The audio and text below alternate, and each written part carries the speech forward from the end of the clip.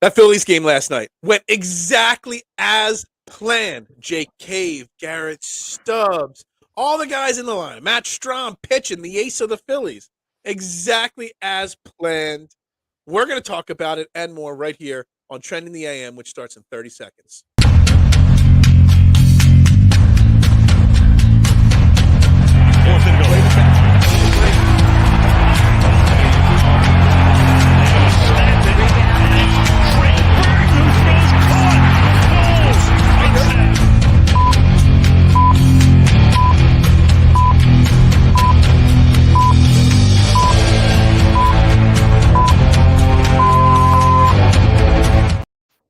And a very good morning, everybody, and welcome to Trending in the AM right here on Philadelphia Sports Network. We're live, Facebook, Twitter, YouTube.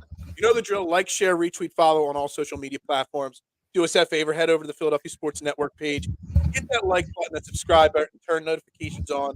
Best place to get interactive with the show, to drop your comments, thoughts, questions, all that good stuff. As we talk Phillies, we're starting it off today with Phillies because that game yesterday, exactly how we saw it playing out. I'm your host, Phil Stiefel. You can follow me on Twitter at Bearded Knowledge. And today joining me is my main man, Cole Thompson, over there at Cole_Tomp on Twitter. What's up, my man, Cole? How you doing this morning? I'm doing great, Phil. How are you doing? I know that game went exactly how you thought. You know, Jake Cave, your favorite player on earth, hitting a home run. Hey, he's not. He is my favorite player on earth now. I mean, you know, how can he not? He's the best outfielder the Phillies have at this point, right? Exactly. He's the best outfielder the Phillies have had in the last 5 years. You might as well put him on the Wall of Fame. Exactly. At this point, right? I mean, that's how you see the lineup get released yesterday afternoon. I was putting it all over my distaste or my dislike of the lineup that Rob Thompson puts out there, and you're going up against Sandy Alcantara or Trara. I realize I'm saying his name wrong. I've been saying Alcantara this whole time. That's not how they said it all night last night on the broadcast. But anyway, you're going up against the reigning Cy Young champion. You've got Matt Strahm, a reliever, starting. You've got Jake Cave. You've got Cody Clemens. You've got Garrett Stubbs all in your lineup. And you go out and put up a 15 spot against Sandy Alcantara and the Marlins.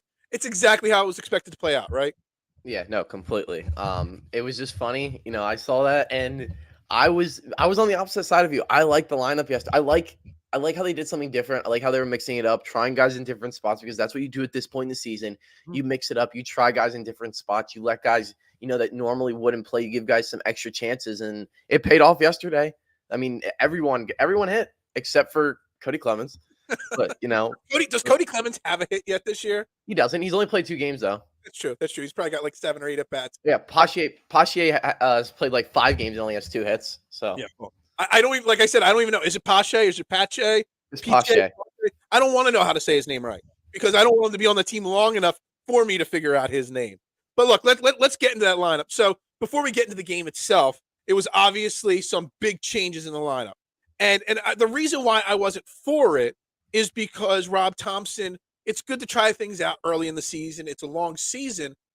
But when you're trying things out, like it was such a big, bold switch from what he did on Sunday. And it was such a big, bold switch from what he said on Sunday, which was Alec Bohm is going to be my first baseman going forward, and Amundo Sosa is going to be my third baseman moving forward. And then he instantly switches it the very next game, puts Sosa back at third, and has Cody Clemens at first. And that was the first thing that jumped out at me that kind of, you know, it's Rob Thompson again trying to find random things that work. And last year, everything that Rob Thompson did worked. The law of averages, it's not always going to work over 160. Yeah. I just thought it was too much of him flip-flopping right from the get-go. Well, he put on the 11s, the Jordan 11s, and you should have known from there that it was game over for the Marlins. I mean, he put those on. He better wear those shoes every single day now. Yeah, he woke up. He said, "I'm Rob Thompson," and he set the lineup the way he wanted. No, but in all seriousness, he mixed things up. Stott nobody was hitting on the team as well as Stott. Nobody is hitting on the team as well as Stott and Bohm. So he put Stott 1. You know, you want someone who's guaranteed to get on base. You got that with Stott the way he's been hitting. Turner, he's been great. Or he's been good. He's been good so far this season. He really hasn't. He's kind of just been. He hasn't really like had, you know, outstanding numbers, but he hasn't been poor either. So, he's been solid. You put him at 2. I'm sure he's going to heat up as time goes on. And Schwarber, I think they're trying to slowly move him down the lineup, find what fits for him, because clearly 2 wasn't working. Looked a lot more comfortable at 3. Yeah, exactly. And I think maybe you could have mixed it up even more and just moved him. Don't slowly move him down the lineup. Just put him where he belongs in the 4-5 hole. Look, I was blown away that he moved Turner out of the leadoff spot so quickly, and put Stott there. And I was against it, but that my against it was because I realized that Trey Turner is a great potential leadoff hitter. Yeah. But I will say, and you may remember this, last year I talked multiple times that Bryson Stott could be the leadoff hitter of the future of this team. So I wasn't against putting Stott in the leadoff spot. I was just against moving Turner out of that spot right from the get-go because in my mind, Turner 1, Stott 2 would have been the ideal start to the lineup. But it worked last night, putting Stott in that leadoff spot. And I'm sure at some point Bryson Stott's going to not necessarily come back down to earth, but he's going to, he's not going to be hitting 400 plus all year. And if he does, he's going to win MVP. So I think he'll probably slide down to that 2, but I wouldn't be shocked if he goes anywhere other than 1 or 2. I think even when Bryce comes back, it's going to be Turner, Stott 1, 2, Bryce 3, Schwarber 4, Castellanos probably 5, because Castellanos is tearing the cover off the ball too. He's got everyone says that these guys are going to get better, or like the law of averages always works out. Yeah. Do the law of averages work out with Nick Castellanos, and he comes down to earth a little bit? Because let's be honest, he's a doubles machine right now. I don't know how the game ended with him, but after his 2 hits first, well, I know that. I meant he had 3 hits last night. Yeah, there's only one of them a double. Okay, so now he's got like 10 hits on the season, and 7 of them are doubles. Yeah, he's a doubles machine, which I said all along. That's his bread and butter, driving to the gaps with the baseball. I think he just looks more comfortable at the plate this year. I think we're seeing the Castellanos we expected to see when we signed him to that contract. I think we're going to see that more this year. Maybe not 35 home runs like he did in Cincinnati, but at the same time, like, you're going to have Bryce Harper. Kyle Schwarber is going to heat up as the weather gets warmer. Trey Turner hits bombs at points. JT, you have plenty of home run guys in this lineup. When like I'm talking later in the season lineup, Castellanos hitting doubles is completely fine. He probably is going to end up. He's leading all of baseball in doubles right now. Mm-hmm. The guy's been an absolute 7 doubles through 10 games. Yeah. It's got to be some kind of record at this point. The guy's an absolute machine right now, and if he keeps up like this, like I said, 35 home runs for Castellanos was kind of an outlier. Absolutely, we all agreed that. But it was the fact he only had 20-some doubles last year. Yeah. And I was saying, like, you need Castellanos to be in that 40 to 50 double range to pay off that contract and pay off him hitting in the 4-5 hole on a nightly basis. I think the lockout hurt him a lot. Hurt him a lot last year. Because think about it, he was the last guy to sign. Mm-hmm. He didn't sign till the last week of March. Yeah. The season he was with the Phillies for a week and then started playing, and then the season started. Mm-hmm. So I think, he's more comfortable now. You can see he's got his personality, his swagger back a bit. I love what we're seeing out of Castellanos, and I expect to continue. I'm expecting it to continue. I wouldn't be shocked if we see him cool down a little bit. Like, we can't expect him to hit 7 doubles every 10 games for 162 games. That's just that I don't even want to know what the math. That's got to be somewhere in the neighborhood of like 130, 140 doubles for the season. That would be an insane. Yeah. Obviously, that wouldn't work out. But yeah, let's talk about the other guy in the lineup right now. Probably the MVP of this team so far, and that's Alec Bohm, who's still, where he hit in the 5 hole last night. Slowly working his way up the lineup. It's between 112 and 115 doubles. Okay, so my math was a little ballparked, a little too high there. Yeah. But anyway, let's get to Alec Bohm here for a little bit, because Alec Bohm, I don't know about you, but I was concerned about Alec Bohm at first this year. Never. Not because of his swing, but because he kept going third, first, DH, first, third, first, DH. And that is basically what caused Scott Kingery's downfall, in my opinion. That and the Kepler and his team screwing up his swing too much. Well, Alec Bohm, all the talk was he put muscle on, he's 15 pounds heavier, whatever. He's got 3 home runs, he's got 3 home runs already on the season. He had 6 RBIs last night, put his total for the year up to 11 already. He's hitting over 350. I don't know about you. I almost have to feel like he'll come back down to earth a little bit, that Like, I expected a jump from Bohm, but this is a little too much almost to expect from a kid at this point. I think we're going to see less power from him. I don't think he's going to, because he's not necessarily a power guy. I think he just has a great swing right now. I mean, maybe he keeps up the power. I'm like Bohm's biggest supporter. I mean, one of my biggest things on Twitter is I push Alec Bohm propaganda. I've been an Alec Bohm believer since day one, but ever since last year against the Mets, when he had those fielding errors and he said, I hate this place, he has just slowly gotten better and better and better and better. Same with Bryson Stott. He has slowly gotten better and better and better over time. We gave the young guys a chance to get better for like the first time ever. And what we are seeing is reaping the rewards of it. We're seeing these guys come into their own. I think, especially without the shift, Bohm maybe not going to hit 350, but he's going to be right around. He hit 281 last year. It's true. With the shift, he's going to hit right around that 300 mark, I believe. Yeah. Was it you or was it Jason that was saying that he could be a 200 hits a season kind of guy? I think Jason said he 200 hits a season. But I said he could win a batting title. Yeah, I mean, I think either or could happen. He is probably the most exciting guy. He also has like a flair about him, a swagger about him. Like, yeah, he said I effing hate this place, but also on the flip side, his personality gravitate, like, because the fact that he was able to say, yeah, I said it. Sorry, my bad. What do you expect? I was struggling. Like, there's a certain swagger about him, like an air of confidence, but not in a cocky, I don't like you kind of way. Like in a, I wanna see you do even more because of that personality. Phil, I'm not from Philly. I'm a Philly sports fan, but I'm not necessarily a Philly guy. Like, I'm not born and raised in the Philly area. But from what I hear, doesn't everybody from Philly say they hate this place at some point? Isn't that a common thing? Yeah, I mean, there really is. I mean, they're really. Let's go through the list of superstars. I mean, there was a time when Allen Iverson, there were rumors that he hated this place. You know what I mean? That he wanted out. It's accountability that fans want. And Alec Bohm held himself accountable for what he said. Why do you think he got a standing ovation the very next game? Because he didn't go and try to make excuses like some superstars do, named Ben Simmons or Carson Wentz. He went out there and he said, "You know what? I said it. I shouldn't have said it." Heat of the moment. I do love this place. It was in the moment. I'm sorry. I love this place. It's a heat of the moment thing, and everyone respected him for it. And you know what? It helped him grow confidence. I think him making those errors benefited his career. I genuinely believe him having that bad of a game benefited his career because it allowed the fans to rally behind him. It allowed him to grow confidence, and he just got better as the season went on.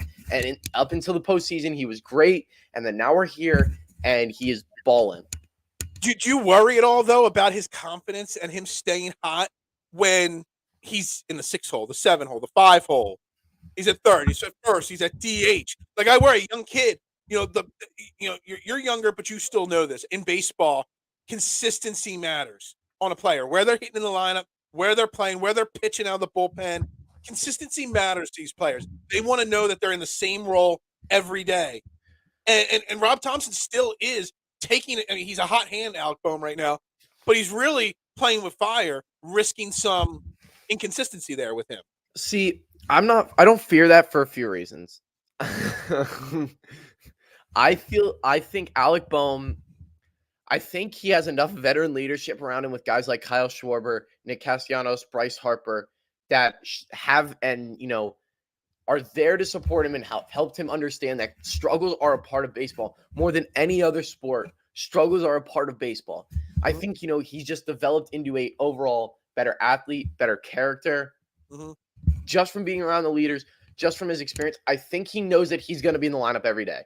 Yeah. I don't think he has shown that no matter where we put him in the lineup, we've had him in the last year and a half. We've had him everywhere from 2 to 4, 5 to 6 to 8 to 9 last year at points, probably. Yeah, I believe he honestly has batted every single spot in the lineup, and for the last year and a half, he has shown up in every single spot of the lineup. The guy he is getting better and better as time goes on. He's developing into a better overall player as time goes on. He's having a monster season so far, and like you said, he has matured. He has matured as he came in as a 21-year-old, long-haired, skinny guy who played third base but had struggles in the field, had a pretty solid rookie season, then started struggling at the plate in year 2, And, everyone was like, oh, is Bohm going to even be on the roster? Comes in here, struggles to start off last season. And then after the whole thing in the second half of the season, he caught fire. He's in a lineup with so many threats that you can't just pitch around you can't really pitch around the Phillies. And that's what makes the Phillies so dangerous. Is you can pitch around the Phillies at the bottom of the order when you got Cave, Clemens, and those guys. But we'll get to that in a second. I want to get to Peter's comment here about Kruk said it last night. You just go out and hit no matter where you're at the lineup. I kind of disagree with this comment because you have different – when you're in the 3-hole, you approach at bats one way. When you're in the 6-hole, you approach it differently. But that being said, if you're going to stick with Stott and Turner 1-2 at this point, while Bryce Harper's not there, and you've got the hot hand in Alec Bohm, do you consider putting – like me personally, I said it last week, I would have gone Turner, Stott, Bohm, middle of last week, and just made that my 1-2-3 right from the get-go. Even before Castellanos started hitting. And I was going to say Schwarber 4, and then you go from there. If you want to keep Castellanos 4 now because he's hot and bump Schwarber down to 5, I don't know. Do you do that, or do you keep him in that 5-6 hole? You keep JT, who hasn't been great to start the year, in that 3 hole. JT, in my mind, is more of a 5-6 hole hitter anyway. Do you ride the hot hand and put Bohm behind Turner in that lineup? So, here's my thing with Bohm. Here's my thing. I think Bohm realizes that, and a lot of guys realize that, once Bryce Harper comes back, once the season gets to August, the end of July, after the trade deadline, the lineup's going to kind of be set for at least 2 out of 3 games. It's going to be these guys. I think they understand the process, that this is early in the season. You got to see what you have with Cody Clemens. You got to see what you have with Christian Pache. You got to give these guys more than 2-3 games to show it, especially in April, because you want to know if you can rely on them to maybe even do something come August, September, October. I know they haven't come near earning that right, but look what happened. Jake Cave didn't get off to a hot start. He's been hitting well. He's been hitting better as time has gone on. Slowly he's hitting better. He's over 200. He was 2 for 5 last night. Yeah, and he's still hitting 190. So let's not overreact. Look, I know I tweeted out Jake Cave is the greatest hitter of all time, but let's not overreact. No. I understand what you're saying. I think you could have the way Sandy Alcantara was pitching last night. I think you could have hit, not me, but you could have hit him last night. Absolutely not, because if he threw 3 balls, I'd strike out, because there's a reason I didn't play baseball, Phil. I could not stand in a box and take more than 3 pitches. I couldn't swing a bat with my life. I could swing a bat, and I would swing it, and if it was not a strike, and I didn't swing in the right zone, I would have missed. I would have had to. Now, if you hung a curveball on me, I'm sending it over the left field. Well, no, I'm kidding. I probably wouldn't be able to do all that. You'd probably swing and miss at that too, right? No, I'd probably throw a beach ball to me, and I could swing and miss at it. That's how bad I wasn't hitting when I was your age. That was definitely what held me back. So, but this is interesting. It's like it didn't matter what the lineup was last night. For some reason, the best pitcher in baseball, we have his number, and I don't.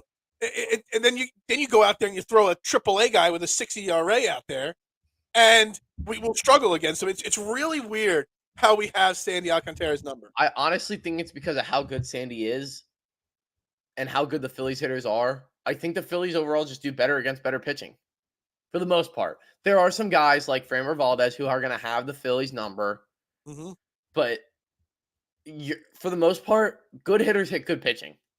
Yeah. When you have a guy like Sandy Alcantara who doesn't miss his spots much, knows what to throw most of the time, your guys are going to tee off of that, knowing and when you get a guy's number, you get a guy's number, especially as a hitter. It's hard to bring that confidence back up. Sandy Alcantara, I guarantee you, he looks at the Phillies games and goes, damn it. Damn it. Can't we switch this rotation up a little bit? Come on, throw somebody else. Why do I always have to go out there?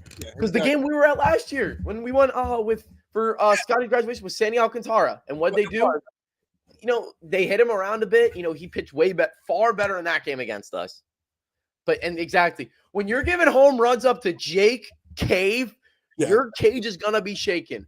You are not. Your head is gonna be rattled. He's a 220 career hitter, but he hit 190 in baseball last year. Yeah, Jake Cave is not a major league outfielder, not at all. No. But you know what he can be. He took advantage of a Baseball is all about opportunities. Yeah. You're given an opportunity, taking advantage of it. We've seen plenty of times in the Phillies and in baseball past where guys like Jake Cave, career minor leaguers, they get that one opportunity and it translates for one season. You know what I mean? You take it, so maybe this is Jake Cave last night getting a random start against Alcantara. We need somebody that can start in left or right field every night for the next however long. Maybe this is him just taking advantage of his opportunity, and maybe it turns his season and his career around this year. This is why I love baseball as I've gotten older, because baseball, more than any other sport, anything can happen on any given day. Yeah. Because it is such a mental sport. It's such a hot and cold sport that anything can happen on any given day. And we saw it last night. The best pitcher in baseball got teed off by Jake Cave. That wasn't even like, that was a no doubt about it. That was like, as soon as he made contact, I'm like, that's gone. You know what I mean? Before the ball landed in the outfield, I was already typing my tweet, best hitter in baseball. You know what I mean? Jake Cave, listen, I like the guy. I like Jake Cave. But he does not, he looks like he is maybe a lawyer, an accountant, business owner, not an MLB outfielder. I was thinking English professor. Yeah, professor, not a teacher, a professor. He's not a teacher, like a college professor, and he's out here teeing off homers against Sandy Alcantara. It's crazy how it plays out. The other thing that another thing that worked out in our favor, but again, I didn't think it would when we saw that lineup, was JT getting what is it with with Rob Thompson giving JT the rest in a game like that. And I think it's a perfect transition because I kind of have an idea of where your answer is going to go with this. Yeah. JT getting the rest last night in a tough game against a great pitcher versus maybe giving him a break somewhere else down the line. In my mind, I know you don't want to blow JT Realmuto out. You don't want to overuse him and have him exhausted. But right now with Harper out, without a true replacement for Hoskins, you kind of need JT in the lineup every single day or almost every day. It worked out last night. It worked out in our favor, but in theory, it shouldn't have worked out. I think that it was, again, realizing it's 162 games. His body, no human body can handle catching for 162 games over 6 months. Agreed. You're going to have to give him days off. You knew you were going to have to give him a day off at some point in this series. Mm-hmm. Do it with Matt Strahm on the mound, because Matt Strahm's never hasn't pitched to JT in game.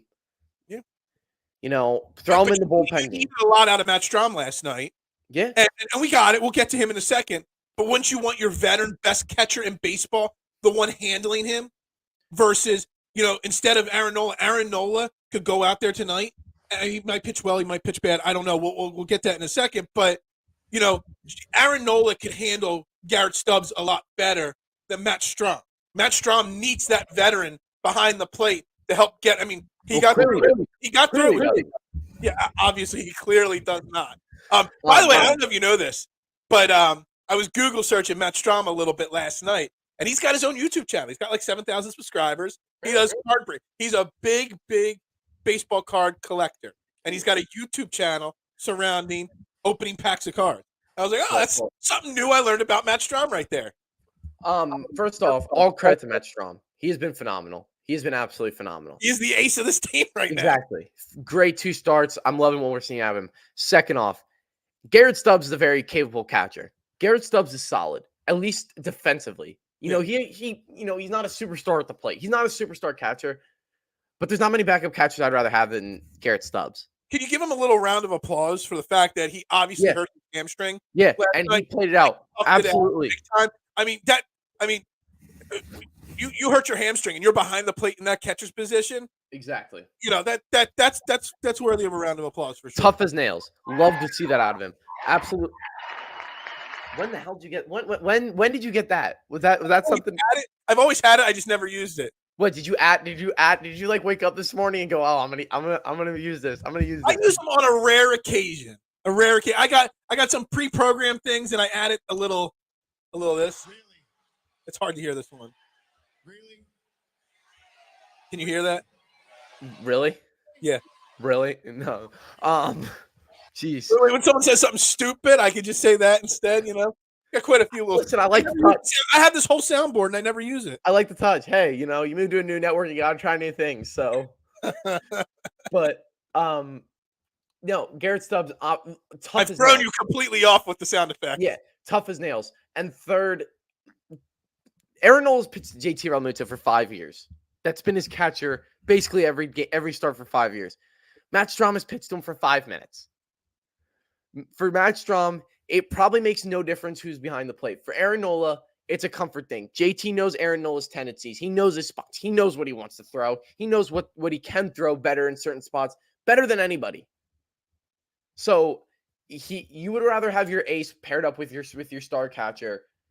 Yeah, I figured that's what a lot of people are going to go with that. I just look at it from the other perspective. No, that's fair. I understand your point of view. It worked out. It worked out fine last night, and actually both because I think Matt Strahm threw both games to Garrett Stubbs this year. Absolutely. It's worked out twice perfectly fine.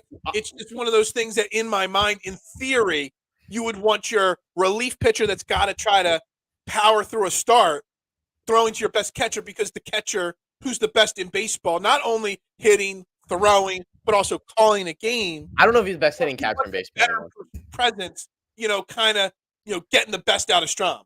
Listen, JT Realmuto is the best catcher in baseball, and he's the best defensive catcher in baseball by a landslide. But just pure hitting catcher, that might be Adley Rutzman. That kid is tearing the cover off the ball. Exactly. And the thing, JT is, we talk about you got to get him rest. We talk about the pitching staff all the time. Maybe that they're a little worn out still from all the innings they put on their arms last year in the playoff run. There's a chance that some of JT's struggles, maybe it's because he is a little worn out. Yeah, a lot of games last year, caught in the World Baseball Classic, which all kidding aside was different than catching in the preseason spring training because they were intense games. So you're putting a different level of energy out there.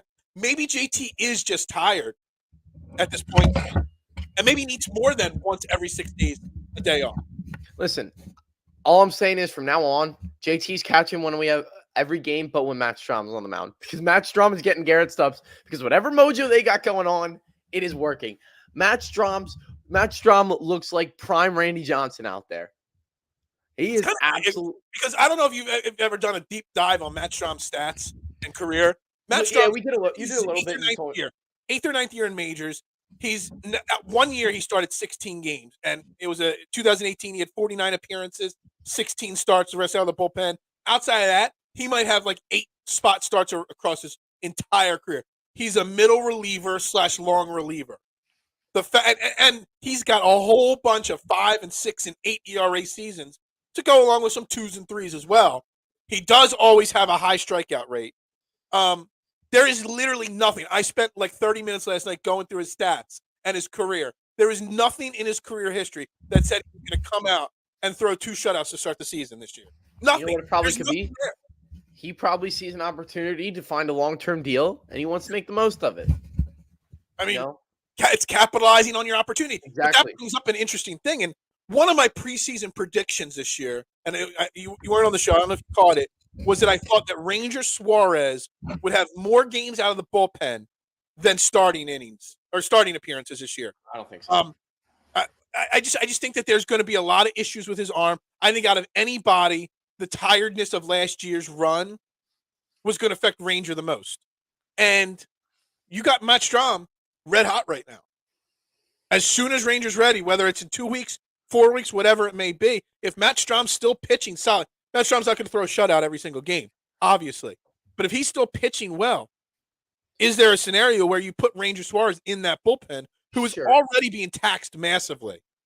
And Ranger Suarez isn't obviously is a really good bullpen piece. He's proven he can come out of the pen really well and effectively in the past. Do you leave Strahm there for now until the wheels fall off? And then you still got Ranger that can slide back in once the wheels fall off on Strahm. For now, I guess, but it's a similar thing to what you said. I mean, like, do you really want to put him, like, bounce him around between the bullpen and starting? Yeah. There's nothing wrong with having an extra starter. Like, yeah. And what do you think Matt Strahm's going to do when he comes into these innings late in a more comfortable position for him? His confidence is already sky high at this point. And also, are you who do you move to the bullpen? That's exactly what I was about to say. Bailey Falter or Ranger Suarez. Yeah. I mean, I'm a big Bailey Falter fan. I think Bailey Falter has earned the Good. right He's to be good. the 5 He's guy. also listen. Bailey Falter and Matt Strahm have been the two best pitchers on the Phillies so far this season. Now Absolutely. they've only had 2 starts, and they both have pitched well in both their starts, so that's why. But they've been impressive to me. Yeah. I mean, the problem is with Bailey Falter, Matt Strahm is the problem right now is that those 2 guys only go so many innings. Yeah. But the problem is your top bullpen's 3 guys, top paid guys in Nola, Wheeler, and Walker can't get through 4 or 5 innings effectively. So we're effectively blowing out our bullpen right now. There's got to be something starting tonight with Aaron Nola. It is Aaron Nola tonight, right? Yeah. I haven't even looked yet. There's got to be something clicking in Aaron Nola and Zach Wheeler's head saying, yo, we can't let Falter and Strahm do this and not do it ourselves. It's time for them to start. All right, now we're into game 3 for each of these starters. It's time for these other guys to maybe step their game up a little bit and show why they are the aces of this staff. You know, does a little of Matt Strahm maybe rub off on Aaron Nola and Zach Wheeler? It could. Overall, though, but it could. Yeah, absolutely, it could. I do think though that they're gonna throw much better. I mean, you see a lot of aces at least early. They don't throw 7-8 innings game 1 and 2, their first 2 starts, just because kind of just weaning them back in. You want to make sure that they don't get hurt. So I think we'll see a little bit of a longer performance out of Aaron Nola. Aaron Nola threw great his last time out. So Zach Wheeler threw great. He threw better. I think everybody said great because he was so bad in his first performance, but I don't think he threw great his last out. He only let up 1 run. Are you sure about that? I'm pretty sure he let up 1 run. Was that? I will double check. It's the last Yankees game. I'm pulling up the box score right now. He gave up 3 runs. He was 6 innings, 7 hits, 3 runs, a walk, 5 Ks through 87 pitches. Okay, yes, no, you're right. Because he gave up 2 runs in the 7th inning. You're right. So he couldn't get an out in the 7th inning there. So, again, I mean, maybe if Rob Thompson pulls him an inning earlier or a half an inning earlier, maybe it's a different story. But even in that game, he pitched better. But I don't think his location. When your bullpen's pitching the way it's pitching lately, I mean, there's only so much you can do. Your bullpen's been terrible. Well, again, and that goes back to Rob Thompson again. And this is not. I think everybody thinks I hate Rob Thompson, and I've tried to say this enough times. You do. Don't hate Rob Thompson. Yeah. I just don't understand. Just because we had a magical run last year, why we criticized Joe Girardi, no problem. We criticized Gabe Kapler, no problem. We criticized Charlie Manuel, and he won a World Series, no problem. Rob Thompson's just, you're not allowed to criticize the guy. Everybody loves him for some reason, and you can't say one negative thing. I've given the guy plenty of compliments. I just want to criticize him or question some of the questionable decisions because, again, you're not going to get lucky and be right on every single move like last year's playoff. Yeah. Listen, the bullpen management, I disagree with you a bit. You have Craig Kimbrell and Sir Anthony. Those are your 8-9 guys. Those are supposed to be your guys in the 8th and 9th inning that shut teams down, that win the game. You put them in there and they are not performing to that point. What are you supposed to do? That's what you brought these guys in for. Here's where I'm critical, Cole. It's because Sir Anthony obviously has not been performing. He hadn't been in the 9th inning of a game yet. He was obviously not ready for that role. But then instead of putting Kimbrell, who hasn't been good, but hasn't been awful, you move Kimbrell to the 8th on Sunday, and you bump Sir Anthony into the 9th on Sunday, and it backfires because you put Sir Anthony in a position they hadn't been in yet this year, and he obviously wasn't ready for this year, when you got Alvarado pitching in the 6th inning, who's your best reliever at this point. And this whole using your best pitchers in the highest leverage positions might work in the playoffs. But in 162 regular season games, you need your closer to know, I'm going to be the closer every single day when I'm not on a scheduled off day. I have to know I'm going to be called. When that phone rings in the 6th inning, you got 10 guys in that bullpen. I don't know. Is it my name? Is it your name? Whose name is going to be called? You never know. Bullpen pitchers, they have to get themselves into a mental spot where they know approximately where they're going to be used every single game. Yeah, but isn't that what he's doing? It's Kimbrell and games.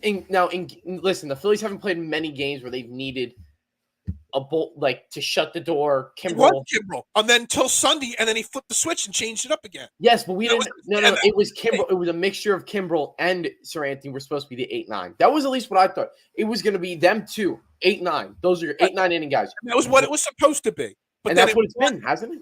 Sir Anthony, that was the first time Sir Anthony went in the ninth inning. If I'm I know, but remembering it was, and what Kimbrel won in once in the ninth, like in a save opportunity. Kimbrel was in the closing position multiple times this year, and then Sir Anthony had not been in the closing position yet this year. And you just went and took a guy who was pitching okay as a closer. You moved him to the eighth inning, and then you put a guy that's pitching poorly into the ninth inning, and he obviously got rocked. I don't know. You're just flip-flopping those two guys, which flip-flopping those two guys could have potentially cost you the game. At this point, Sir Anthony is not pitching well. Sir Anthony needs to be getting thrown in the 6th, 7th inning of games, and that's it right now. Until if you do that, that's the exact thing that you're saying. Now you're taking a guy who knows he's a back end of the game. He's the 8-9 inning guy. He's never been a consistent closer ever in his career, Sir Anthony. Well, he's been hurt most of his career. Exactly. So you're not flip-flopping it there. But what you got to do is you just got to find roles and leave them there. Flip-flopping the roles of bullpen pieces is always, 9 times out of 10, detrimental to the long-term success of a bullpen. It just is. You got to know when you're going to get called. And if you're going to call a guy in the 7th or 8th every game, and then on Sunday say, oh, well, today you're my closer. You know, especially when the guy's not pitching well. The life on his fastball is not. I wouldn't be surprised. It would not surprise me if some random day this week, all of a sudden we hear word, well, Sir Anthony's, got arm fatigue and we got to shut him down for a couple of weeks. It just wouldn't surprise me, just because that's how bad he looks at this point. And then you're going to throw him into a close game when a sweep is on the line, and he obviously fails. He was in the list. I would look at these are the roles that were decided for the season. It is Kimbrel and Sir Anthony, no matter the order, 8-9. That was how they were going to kind of switch on and off this season. Either you throw your guy out there and he doesn't perform. How much is that on them not performing, and more on them not performing than on the manager putting him in that position?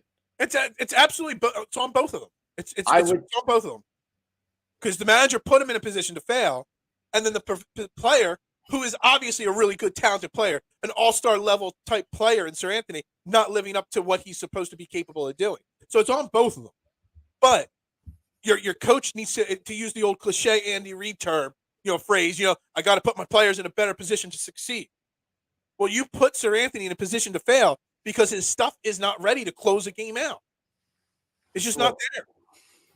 I don't know. I don't know what you do. This bullpen, the bullpen kind of to an extent is very comparable to the Sixers bench, in my opinion. It's always bad, and then this year it was supposed to be better, but it's still the same story. Same thing with the Sixers bench. It was always bad. This year it was supposed to be better, and it still stinks. You know what I mean? It's like, there's too much consistency with a lack of success out of this bullpen long term. If you put him as a 5th, 6th inning guy, then you got to leave him there. You can't move him back. Yeah. You leave him in that 5th, 6th role for at least 3-4 months. But then you're switching him again. That kind of just defeats the purpose. It's switching after 3 months is one thing. When you earn the right, it's switching every other day. That's the problem. If you want your guy, how many times in the playoff run did we see Sir Anthony come in the 5th or 6th inning, and then the 9th inning the next inning? That works in the playoffs. That does not work over 162 games. Though. He came in what? He was the 8th inning guy the entire postseason. 8th inning guy the entire postseason, wasn't he? No, he was the high leverage situation guy. Him and Alvarado were used at so many different positions. That's why you had Zach Eflin as a closer one game. Ranger Suarez came in the 9th in another game. It was constantly getting switched. It was whatever inning their best 3 hitters were coming up to the plate. That's when you saw Sir Anthony come in. And that'll work. That's fine for the playoffs. But over 162 games, you got to have months of consistency for these guys to get into form. But you want Sir Anthony to be your closer, that's what you brought. That's what we're expecting out of him to be. You're going to have to leave him in there. At what point is bouncing him around to the 5 to the 6 and then back to the 8, 9 and then to the 7th? When does that become more detrimental? Yeah, it's a good question. I don't know. I'm just saying at this point he is not ready for that role. His arm is not ready. His confidence is not there. That's all it is. But anyway, but you know what? You know what could solve these bullpen questions? Our starters, at least our top end Yeah. starters, going past the fifth inning, going past the sixth inning. You got Aaron Nola tonight, his 7-something ERA. He's got a 7.45 ERA going up against Jesus Luzardo. You know, a very, very simple explanation to all this is Aaron Nola goes out there tonight and pitches 7 or 8 shutout 1-run inning ball.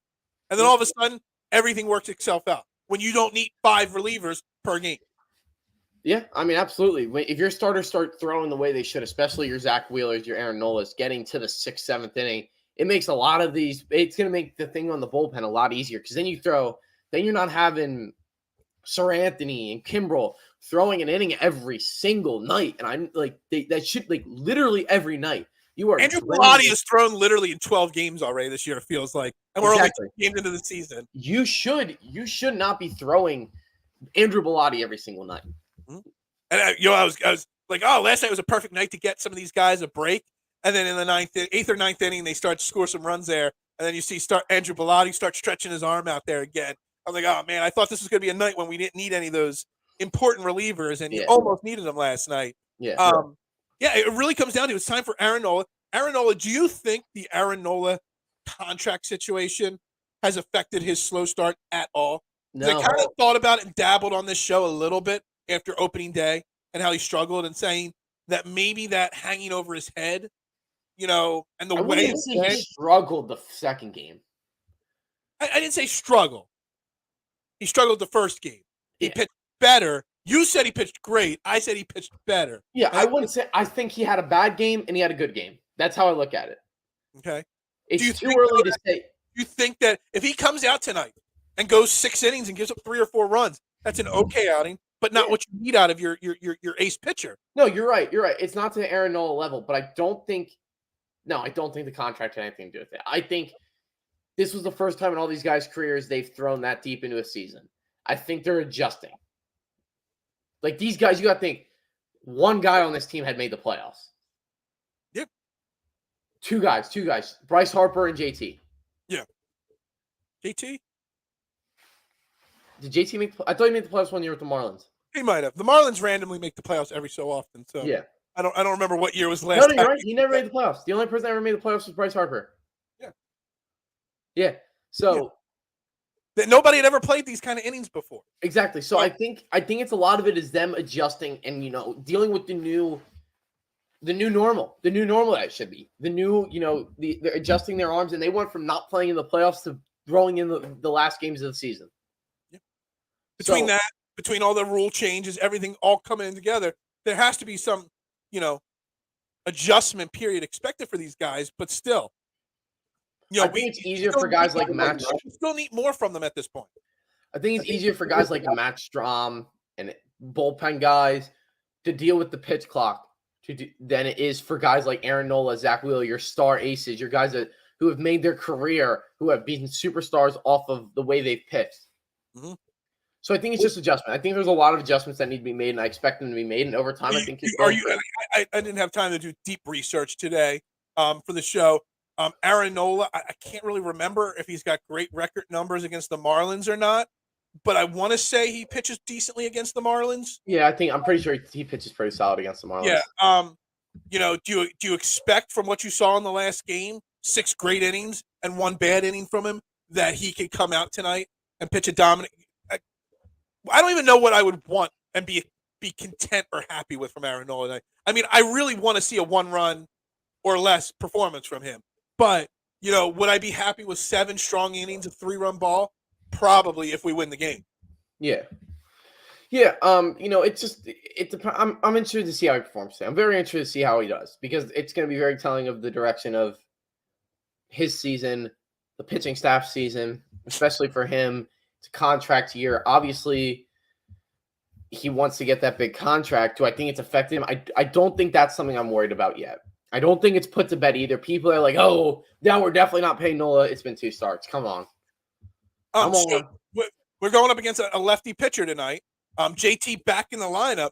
Do you think Rob Thompson keeps it the way it was last night with a slight tweak of adding JT? Or are we going to see Trey Turner back in the leadoff spot, Schwarber back in the 2 hole, JT in the 3? Are you going to see Pache instead of Brandon Marsh. Are we going to see another game of Rob Thompson playing around? Or are we just going to basically make a slight tweak and just throw JT in there? I think we're going to see a mixture of both. I think we're going to see some adjustments, some things changed up a bit, but I also think that we're going to see he's going to stick to a lot of what he saw and what was successful yesterday. I think it'll be a mixture of both. So we'll stop being the leadoff spot tonight. Yes. Even against the lefty. Will we see Mark? Oh, wait. He is a lefty tonight. No. See that, and to me, that's a problem. Like I would just ride it. You got to give it more than a one-day experiment to see if it works. Like in my mind, the lineup tonight would be something along the lines of Stott 1, Turner 2, JT 3. Then you go Schwarber 4, Bohm 5, Casty 6. I'm putting Schwarber 6. Or in that case. you want to go that route? That's fine. I'm fine with that. You wouldn't be able to put Marsh in the 7 hole if you're going to play Marsh tonight. You can't have Schwarber Marsh back to back against the lefty. But we should see Sosa back in the lineup tonight. So basically, you're going to take last night's lineup. You're going to take Clemens out of it and Stubbs out of it, and you're going to have Sosa and you're going to have JT. And then it's just a question about whether Marsh or Pache plays in center field. I don't want to mix too much up. But on the flip side, you can't put JT in the 9 hole. So you got to change something up. What do you do? I would almost consider leaving the lineup as it was. Stott, Turner, Schwarber, Casty, and Bohm in the 5 hole, and just put JT in the 6 hole. It's not like JT is hitting 340 at this point. That's fair. But like you said, JT is kind of, I don't know. It's tough. Big picture, JT is one of your best hitters. Yeah, so do you really want to put him at 6? I mean, we'll see. I mean, it's going to be interesting to see. I don't see, and the thing is, like, if I don't know what to expect from the manager and I pay super close attention, these players don't know. When they get to the clubhouse, it's a 6:40 game. They'll probably get there at 1 or 2 o'clock this afternoon. No, they probably no. On the wall. They definitely are clued in on what's going on, the thought process. He's definitely, I believe he probably let the guys know an idea of where they're going to be hitting tonight already. I'm sure they went to bed knowing. I don't know about that. I have a feeling that these guys get up and come to the clubhouse and not know what's going to be on the wall. Dude, you got to realize, like, we are not on the inside. These guys are. I might have sources. How do you know I don't have sources? Maybe the guy that washes the windows in the clubhouse. Oh, he comes in for pizza. Is that what he does? For pizza, yeah. That's exactly what it is. Avid pizza, yeah. And I'm sure. He takes out the trash, comes to my pizza shop, and washes my windows every single day. Okay. Maybe I have that inside source. All right, hey, maybe you do. I have no sources. Yeah, I hate the people that say they have sources. Yeah. Anyway, do the Phillies come out and get a second win in a row? That would also put them at 4 out of their last 5 games. They inch closer to 500 tonight and settle the overreacting crowd down. I think so because it's Dollar Dog Night. I think it's Dollar Dog Night. Dollar Dog Night? Phil, you want to hear a tragedy?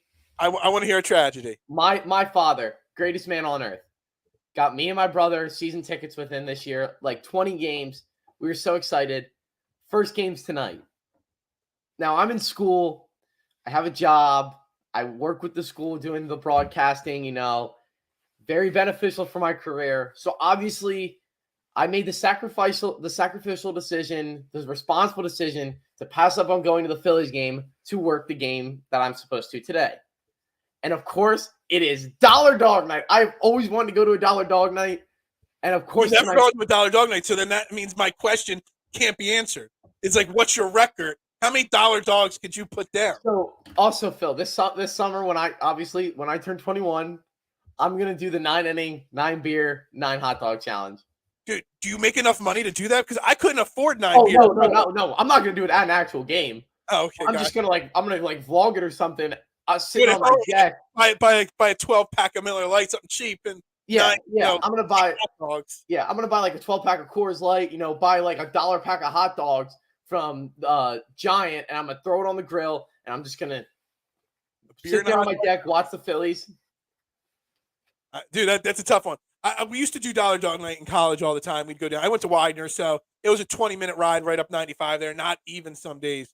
And, I'm a big guy, and I could always eat. but I could not eat massive amounts of hot. I don't think I ever got past 5 or 6 hot dogs on Dollar Dog Night. Jesus. We had one kid, Mark, in my group, and Mark was a big man. He was about 6'5", 6'6", probably 280 or something like that. And we would always throw money on the line who could eat the most, but we all knew it was just giving Mark the money. And Mark would house 9, 12, 15 hot dogs without even Get Mark on the podcast. Yeah, no. I don't think Mark wants to come on the podcast. I don't think Mark's watched one of these podcasts ever. Ever. What a friend. What a friend. We got to get Mark on. We got to talk to him about the Dollar Dog Night experience. Yeah, Mark probably would not do it. Mark, Brian, my crew, none of them watch this show. Never. Guaranteed none of them ever watch this show. Never. What great friends I have. Yeah, anyway. Trust me, I live with my college friends and barely any of them watch this stuff. So exactly. Friends don't support friends on the podcasting business at all. No. They don't. For some reason. They won't even like and share it. What kind of friends are you? I know. Exactly. All I want is a like and a share. Just give me the view. Put it on in the background. You don't even have to watch it. Exactly. Click in for 5 seconds so you get the view. Yeah, that's all I want. No, exactly. Nothing at all. Even my brothers don't watch it. So my brother doesn't either. Yeah, my wife does. But my wife watches, but she doesn't know. I just turn her computer on to watch it to give me the view. You know? Smart. See, my dad and my grandpa, they're always supporting. My dad will literally play it in the background, like on replay, just get the watch hours up.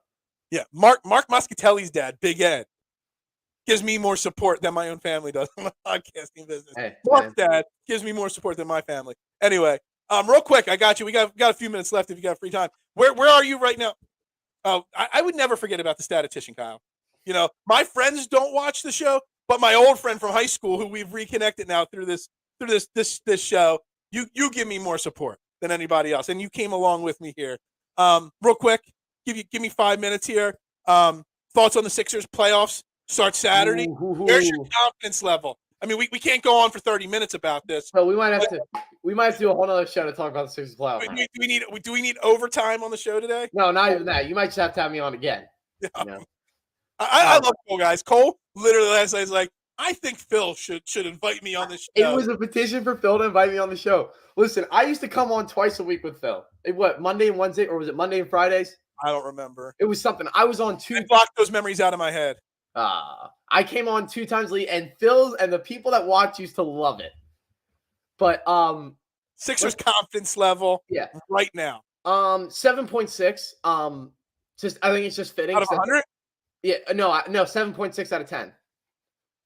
I think it's just fitting. I think this team is going to probably get through the Nets pretty easily, in my opinion.